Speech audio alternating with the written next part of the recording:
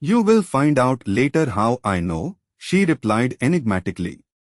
We were interrupted by the sudden appearance of a group of people so bizarre that again, I wondered if this was all a dream. About a dozen men, accompanied by what seemed to be a woman, emerged from behind a pile of rocks 100 meters from where we were. The sight was even stranger, since these human beings appeared to have stepped out of the pages of prehistoric records. With the gait of gorillas, they brandished enormous clubs which modern man would not have been able to lift from the ground. These hideous creatures were coming straight for us, howling like wild beasts. I made a move to retreat, but my companion told me there was nothing to fear and that I should stay still. She put her hand on the buckle of her belt and turned so that she faced them. I heard a series of small clicks and 5 of the strongest-looking men fell to the ground, motionless. The rest of the group stopped cleanly and began moaning. They prostrated themselves before us.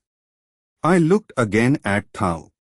She stood like a statue, her face set. Her eyes were fixed on those people as though she was trying to hypnotize them. I later learned that she was giving orders by telepathy to the female of the group. Suddenly, this woman got up and began, it seemed to me, to issue orders in a guttural voice to the others. They then helped remove the bodies, carrying them on their backs to the pile of rocks mentioned earlier. What are they doing? I asked. They will cover their dead with stones. Did you kill them? I had to. What do you mean? Were we really in danger? Of course we were. These are people who have been here for 10 or 15,000 years, who knows? We don't have time to establish that, and besides, it is of no importance. Nevertheless, it illustrates well what I was explaining to you a few moments ago.